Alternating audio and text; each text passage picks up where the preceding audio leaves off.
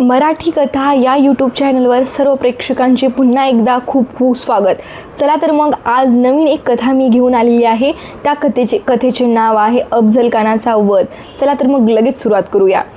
विजापूरची आदिलशाही सल्तनत दरबार गजबजलेला होता। छत्रपती शिवाजी महाराजांनी स्वराज्याची स्थापना करून आदिलशाहीचे एकामागून एक किल्ले जिंकण्यास सुरुवात केली होती।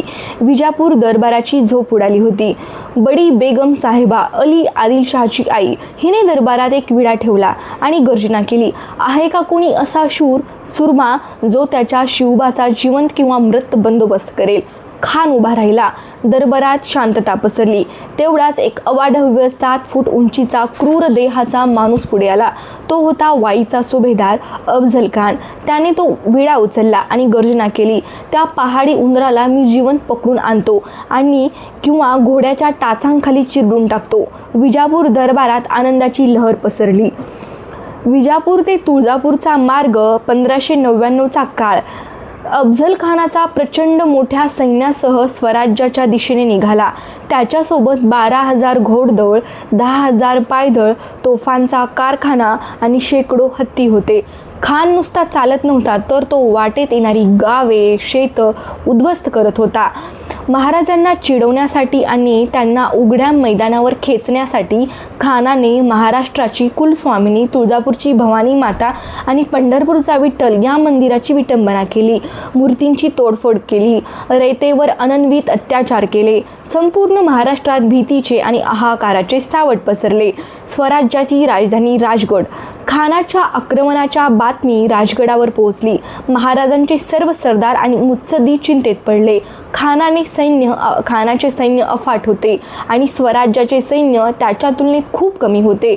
उघड्या मैदानावर खानाशी लढणे म्हणजे स्वतःहून मृत्यूच्या दारात जाण्यासारखे होते। जिजाऊंची गर्जना।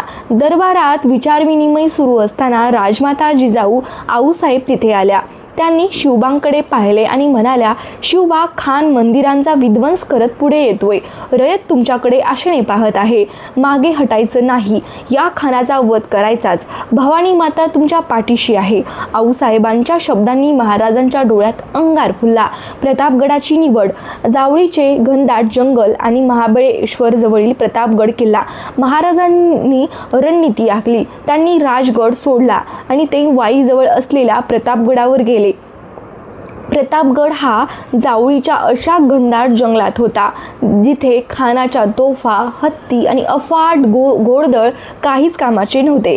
गनिमी काव्याची सुरुवात। महाराजांनी खानाला संदेश पाठवला, खान साहेब, तुम्ही तुमच्या वडिलांसारखे आहात। मी तुमच्या सैन्याला आणि तुम्हाला भूल गेलो आहे। मला विजापूर दरबाराची माफी मागायची आहे।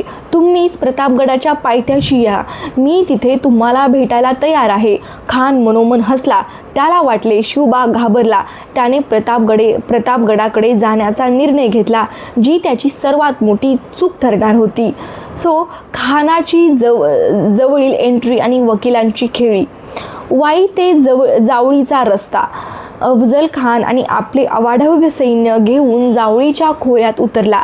तिथली घनदाट झाडी, डोंगर आणि अरुंद वाटा पाहून त्याच्या सैन्याचे दाबे दणाणले। पण खानाचा अहंकार मोठा होता। महाराजांचे वकील पंतोजी गोपीनाथ हे खानाच्या छावणीत गेले। त्यांनी खानाला खात्री पटवून दिली की महाराज खरोखरच घाबरले आहेत आणि ते कोणत्याही शस्त्राशिवाय भेटायला येणार आहेत। त्याच वेळी महाराजांनी खानाचा वकील कृष्णाजी भास्करराव कुलकर्णी यालाही आपल्या बाजूने वळवण्याचा प्रयत्न केला, जेणेकरून खानाच्या मनातील संशय पूर्णपणे निघून जाईल। आता भेटीचा दिवस ठरला 10 नोव्हेंबर 1659। मावळ्यांनी गुप्त तैनात। प्रतापगडाच्या आसपासचे जंगल। भेटीची आदली रात्र। प्रतापगडाच्या पायथ्याशी एक भव्य शामियाना भेटण्याचे ठिकाण उभारण्यात आला होता।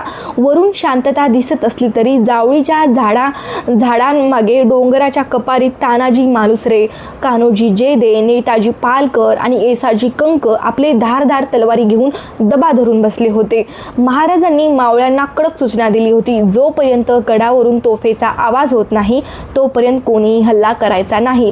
पण तोफेचा आवाज होताच खानाच्या सैन्यावर तुटून पडायचं, एकालाही जीवन सोडायचं नाही. भवानी मातेचा आशीर्वाद. प्रतापगड किल्ला, महाराजांचे महाल. भेटीच्या आदल्या रात्री महाराज झोपले नाहीत. त्यांनी प्रतापगडावरील भवानी मातेच्या मंदिरात जाऊन दर्शन घेतले. महाराष्ट्राच्या स्वातंत्र्यासाठी, रयतेच्या रक्षणासाठी त्यांनी देवीकडे बळ मागितले.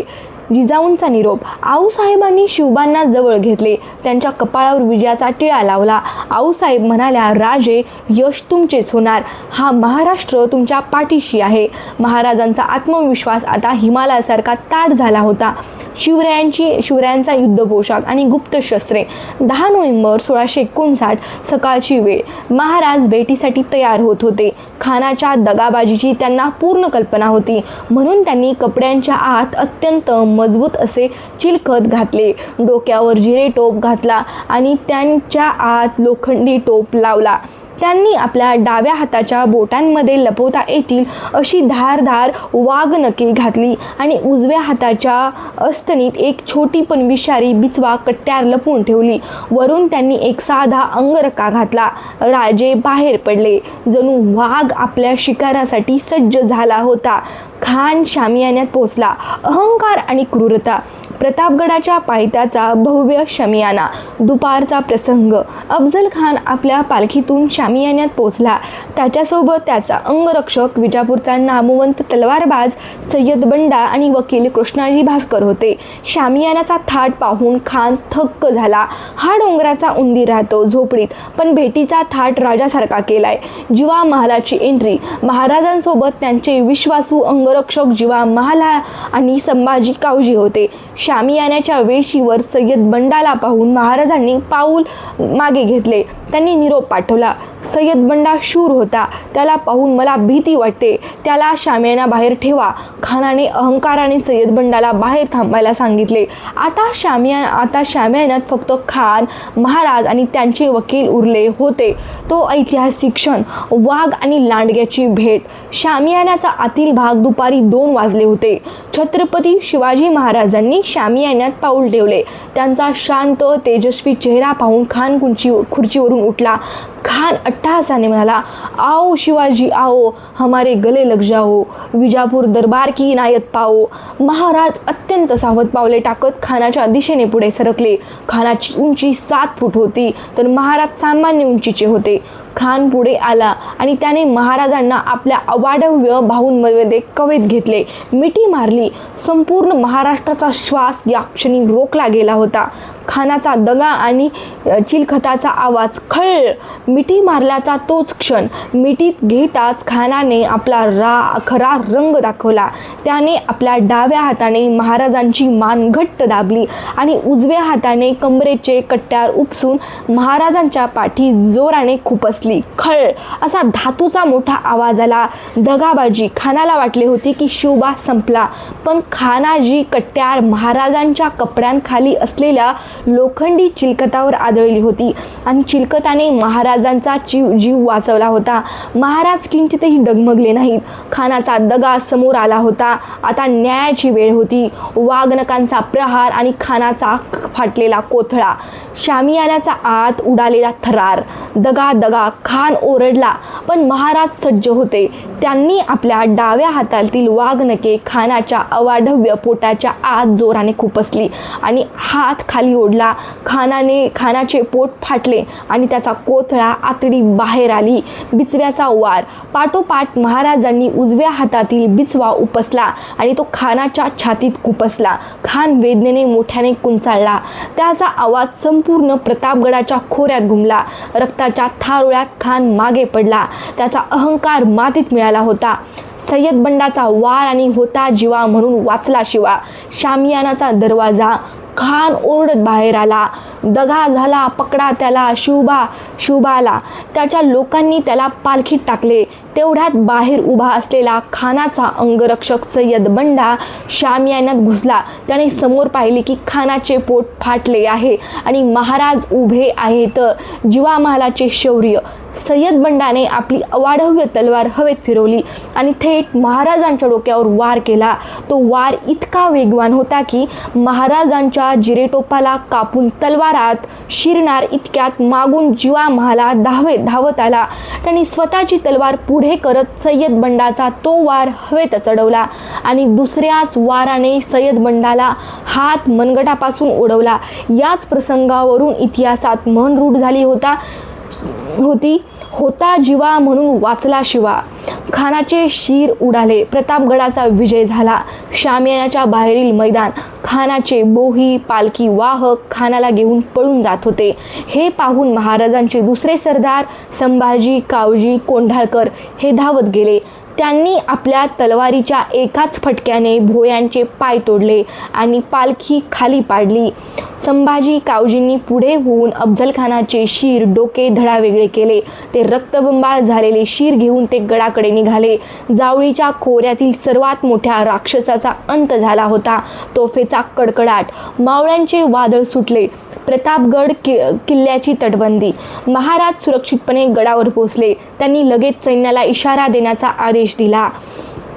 प्रतापगडावरून पहिली तोफ डागली गेली. धुम्म. त्यापाठोपाठ सलग 3 तोफांचे आवाज आले. गनिमी कावा सुरू. तोफेचा आवाज ऐकता जावळीच्या जंगलात लपलेले हजारो मावळे हर हर महादेवाची गर्जना करत खानाच्या छावणीवर तुटून पडले. खानाच्या सैन्याला काय होते हे कळण्याच्या आतच मावळ्यांच्या तलवारी त्यांच्या गळ्यावर फिरू लागल्या. जावळीच्या युद्धाचा थरार आणि विजापूरच्या सैन्याची वाताहत. जंगलातील रणसंग्राम. खानाचे सैनिक डोंगराळ भागात लढण्यात सरावलेले नव्हते. मावळ्यांनी गनिमी काव्याने त्यांना चहूबाजूंनी घेरले. खानाचे मोठमोठे सरदार जसे की फाजल खान खानाचा मुलगा जीव वाचवण्यासाठी जंगलातून पळू लागला. या युद्धात स्वराज्याला मोठी संपत्ती मिळाली. खानाचे 65 हत्ती, 4000 घोडे, 1200 उंट, तोफा आणि लाखो रुपयांचा खजिना मावळ्यांनी जप्त केला. विजापूरचे अवाढव्य सैन्य काही तासांतच धुळीस मिळाले. शिवरायांचे औदार्य. शत्रूच्या मृतदेहाचा आदर. प्रतापगडच्या पायथ्याशी युद्धाचा दुसरा दिवस. युद्ध संपले होते. स्वराज्याचा भगवा झेंडा दिमाखात फडकत होता. महाराजांच्या समोर अफजलखानाचे शरीर आणण्यात आले. महाराज ते पाहून दुःखी झाले नाहीत, पण त्यांनी क्रूरताही दाखवली नाही. राजे म्हणाले, खान आमचा शत्रू होता, पण आता तो मरण पावला आहे. मृत्यूनंतर वैर संपते. महाराजांनी अफजलखानाच्या शरीराचे दफन मुस्लिम पद्धतीनुसार सन्मानाने करण्यास सांगितले आणि आजही प्रतापगडाच्या पायथ्याशी अफजलखानाची कबर उभी आहे, जी छत्रपतींच्या न्यायप्रिय आणि उदात्त विचारांची साक्ष देते. जिजाऊंचे आनंदाश्रू आणि राजगडावर सोहळा. खानाच्या वधाची आणि विजयाची बातमी राजगडावर पोहोचली. संपूर्ण गड दिव्यांनी उजळून निघाला. साखर वाटण्यास सुरुवात झाली. राजमाता जिजाऊ आऊसाहेबांच्या डोळ्यात आनंदाश्रू आले. त्यांनी भवानी मातेचे आभार मानले. महाराज जेव्हा राजगडावर परतले तेव्हा आऊसाहेबांनी त्यांचे औक्षण केले आणि त्यांना छातीशी घट्ट धरले. एका आईने आपल्या मुलाचा पराक्रम पाहून धन्यता मानली होती. विजापूर दरबारात पसरलेली शोककळा. विजापूरची सल्तनत. जेव्हा विजापूर दरबारात बातमी पोचली की अफजल खान मारला गेला आणि त्याचे अफाट सैन्य नष्ट झाले, तेव्हा बडी बेगम साहेबा आपल्या सिंहासनावरून खाली कोसळली. अली आदिलशाहाने आपले कपडे फाडले. दरबारातील भीती. दरबारात अशी भीती पसरली की आता शिवबा विजापूरवर चालून येणार. ज्या दरबारात शिवरायांना पहाडी उंदीर म्हटले जायचे, आज तिथे त्यांना सिंह म्हणून पाहिले जाऊ लागले. या विजयाने विजापूर शाहीचा पायाच हादरवून टाकला होता. स्वराज्याचा उदय आणि शिवरायांचा अमर इतिहास. रायगड आणि संपूर्ण महाराष्ट्र. अफजलखानाच्या वधानंतर छत्रपती शिवाजी महाराजांचे नाव संपूर्ण भारतात गाजू लागले. दिल्लीच्या औरंगजेबाचीही झोप या घटनेने उडाली होती. या विजयामुळे मावळ्यांचा आत्मविश्वास हजारो पटीने वाढला आणि याच आत्मविश्वासाच्या जोरावर पुढे हिंदवी स्वराज्याची भव्य इमारत लढत उभी राहिली. अफजल खान वधाची ही गाथा आजही प्रत्येक मराठी माणसाच्या रक्तात अभिमान आणि शौर्य निर्माण करते. हे युद्ध आपल्याला शिकवते की संकट कितीही मोठे असले तरी बुद्धी, चातुर्य आणि धैर्याच्या जोरावर त्यावर विजय मिळवता येतो. प्रौढ प्रताप पुरंदर क्षत्रिय कुलावतंस सिंहासनाधीश्वर महाराज धीराज योगीराज श्रीमंत श्री छत्रपती शिवाजी महाराज की जय. ही कथा तुम्हाला कशी वाटली हे कमेंट सेक्शनमध्ये नक्की सांगा. आणि याच्यानंतर तुम्हाला कोणती कथा ऐकण्यासाठी आवडेल हे पण कमेंट सेक्शनमध्ये नक्की सांगा. आणि माझ्या चॅनेलला मराठी कथा या चॅनलला लाईक, सबस्क्राईब आणि शेअर करण्यासाठी विसरू नका. तर भेटूया पुढच्या भागामध्ये एक नवीन कथा घेऊन. तोपर्यंत बाय.